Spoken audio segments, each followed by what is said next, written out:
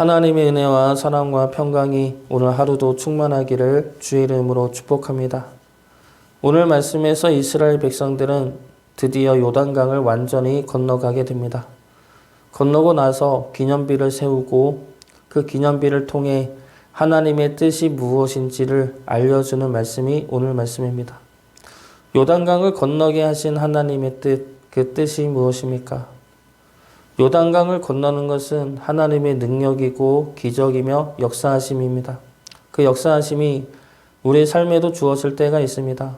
하나님의 능력과 역사하심이 우리 삶에 주어졌을 때 우리는 그 은혜를 받기만 해서는 안 됩니다. 그 은혜와 역사하심 속에 하나님의 뜻이 무엇인지, 하나님이 어떠한 분인지를 우리가 깨달아야 한다는 것이죠. 하나님의 관심은 우리를 하나님의 백성으로 삼으시는 것에 있습니다. 그러기 위해서 하나님은 지금도 다양한 방법으로 우리에게 역사하시며 은혜를 부어주고 계십니다. 그 속에 숨겨진 하나님의 뜻이 무엇인지 분별하여 하나님이 기뻐하시는 거룩한 백성이 되어가기를 주의 이름으로 축복합니다. 먼저 기념비 속에 나타난 하나님의 뜻은 하나님이 마른 땅을 밟고 건너가게 하셨다라는 뜻입니다. 22절 말씀 보겠습니다. 너희는 너희의 자손들에게 알게 하여 이르기를 이스라엘이 마른 땅을 밟고 이 요단을 건넜습니다. 하나님이 이스라엘 백성들로 하여금 마른 땅을 밟고 건너가게 하셨습니다. 근데 원래 그 땅은 마른 땅이 아니죠. 땅도 아니고 강이었습니다. 그것도 1년 중에 가장 강물이 많은 때, 그때에 하나님은 마른 땅을 밟고 건너가게 하신 것입니다. 요단강이 멈추고 다시 흐른 것은 하나님의 언약궤 때문이죠. 언약궤 자체에 힘이 있는 것은 아닙니다. 언약궤는 하나님의 약속과 말씀을 상징하는 것이죠. 그렇기 때문에 언약궤를 메고 요단강을 건넌다는 것은 하나님의 말씀을 믿고 순종할 때 그 말씀대로 하나님이 역사하신다는 것을 알게 하기 위함입니다.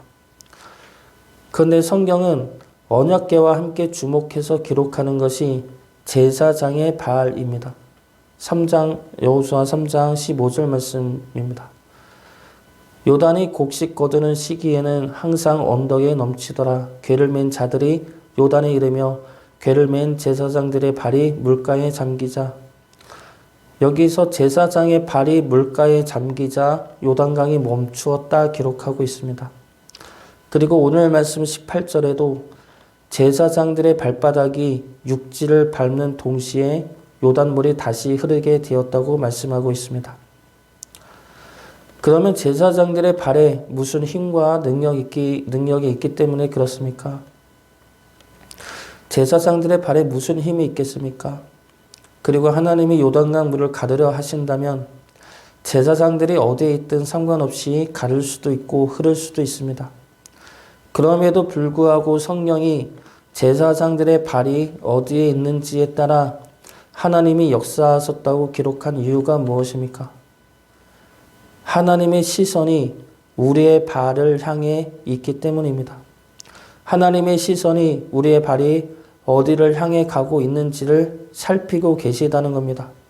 그래서 우리의 발이 밟는 곳이 강이면 마른 땅이 되게 하시고 우리의 발이 육지에 닿으면 다시 강물이 흐르게 하신다는 겁니다. 이것은 하나님이 우리가 믿음으로 가는 발걸음마다 함께 하시며 돌보시며 역사하신다는 것을 의미합니다. 하나님의 크신 능력이 우리의 발걸음과 함께 하신다는 것이죠. 그러므로 우리는 담대하게 믿음의 발걸음을 걸어가야 할 것입니다. 우리 앞에 아무리 큰 요단강이 있다 하더라도 하나님은 그 물에 우리가 젖지 않게 하십니다. 아무리 큰 산이 있다 하더라도 우리가 하나님의 말씀을 믿음으로 순종해 나간다면 그 길은 마른 땅이 되고 평탄한 길이 될 것입니다. 믿음으로 순종하는 우리의 발걸음을 통해 하나님의 역사와 능력이 우리 삶에 함께하기를 주의 이름으로 축복합니다. 두 번째로 기념비 속에 나타난 하나님의 뜻은 땅의 모든 백성에게 하나님의 손이 강하심을 알게 하기 위함입니다. 모든 이들이 하나님의 강하고 위대하심을 알게 하기 위함이죠. 24절 말씀 보겠습니다.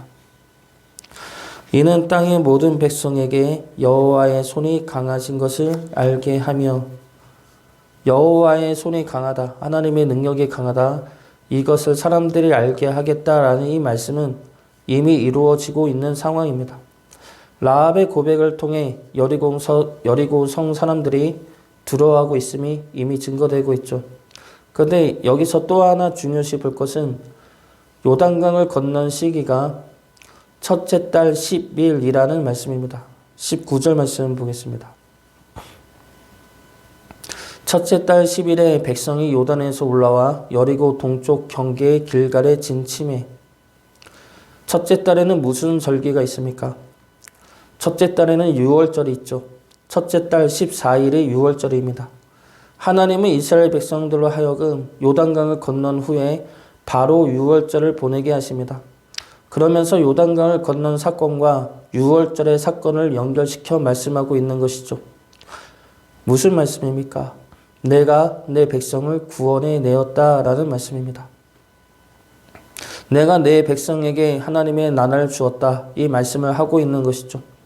그것도 유월절에는 죽음을 통해, 홍해를 가르심을 통해, 요단강을 가름을 통해 내가 내 백성을 구원하고 하나님의 나라를 주고자 하는데 무엇이 막을 수 있겠느냐 말씀하고 계시는 겁니다. 하나님이 하나님의 백성을 구원해내고 하나님의 나라를 주고자 하신다면 그 누가 막을 수가 있겠습니까? 하나님의 크신 능력이 우리와 함께하여 우리를 이끄시고 인도하신다면 어느 누가 막을 수 있겠느냐라는 겁니다. 오래전에 나온 아저씨라는 영화가, 한국 영화가 있습니다. 그 영화의 줄거리는 주인공을 좋아하고 잘 따르던 여자 초등학생이 납치를 당하게 됩니다.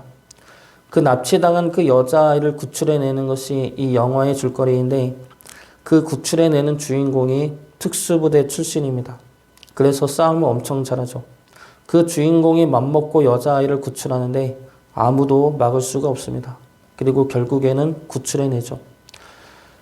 특수부대 출신인 사람도 하물며 하나님이 사람도 이렇게 사람을 구출해내는데 하물며 하나님이 하나님의 사랑하는 자녀인 우리들을 구원해내지 못하겠습니까?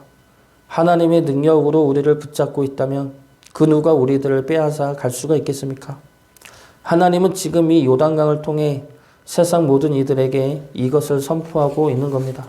이는 내 사랑하는 백성이다. 내가 이들을 붙잡고 함께 할 것이다. 너희들이 아무리 빼앗으려 해도 내 사랑하는 자녀들 내가 뺏기지 않을 것이다. 이 말씀을 보여주고 있는 것이죠.